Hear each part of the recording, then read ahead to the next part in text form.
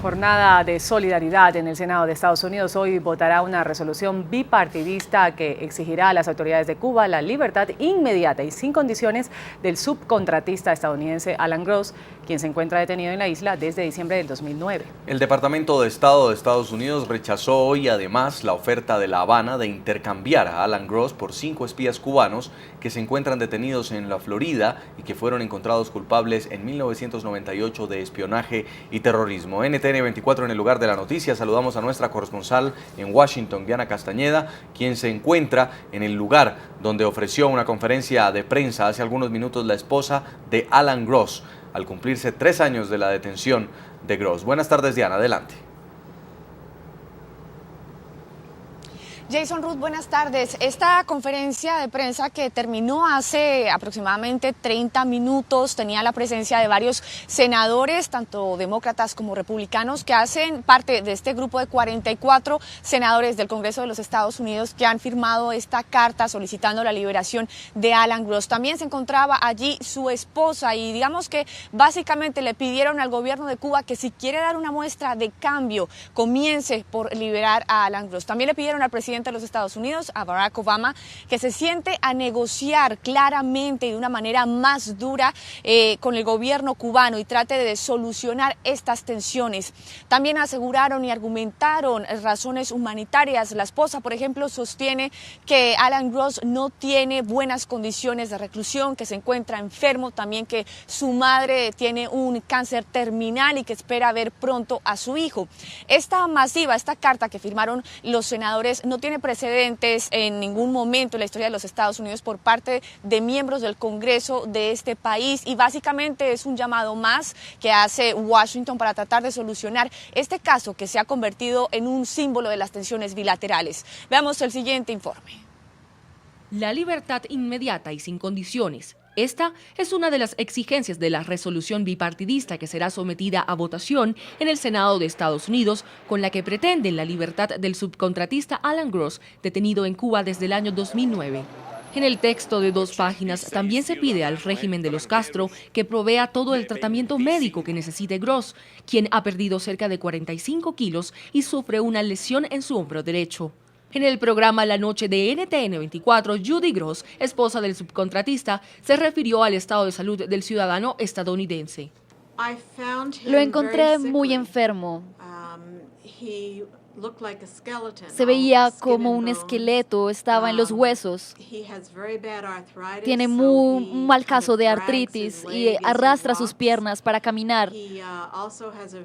También tiene un gran crecimiento, una especie de tumor en su hombro y es preocupante. Los cubanos dijeron que iba a desaparecer en 3 meses, ya vamos en 6 meses y todavía está ahí.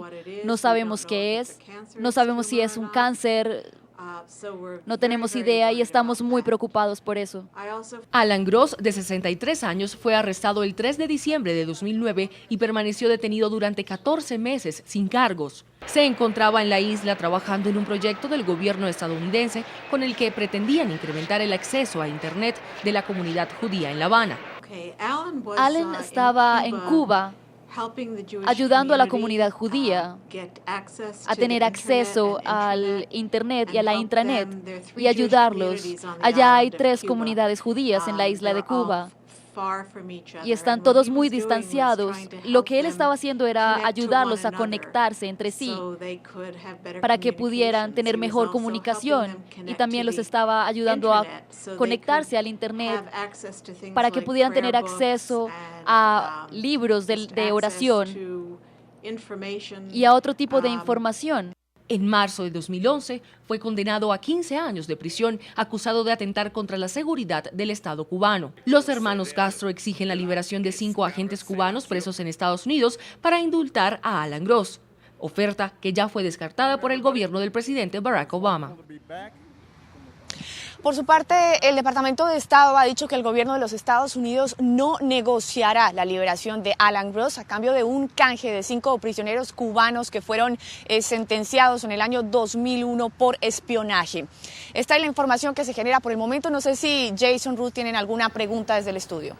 Sí, quiero preguntarle, Diana, en esta conferencia de prensa, la esposa del señor Gross habló sobre el estado de salud, puesto que, recordemos, ellos habían dicho que tenía una lesión en el hombro derecho y que podía ser cancerosa, algo que el gobierno de La Habana desmintió tras haberle hecho chequeos médicos.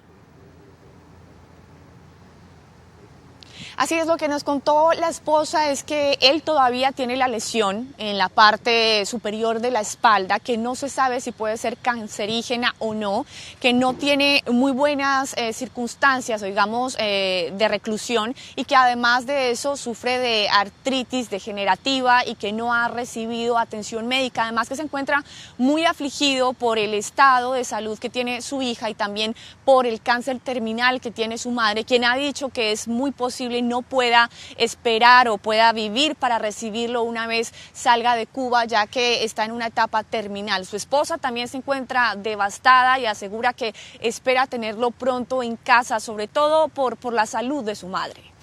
¿Quiénes, Diana, acompañaron a la señora Gross en esta alocución frente a republicanos y demócratas? ¿Habían abogados, habían otros familiares?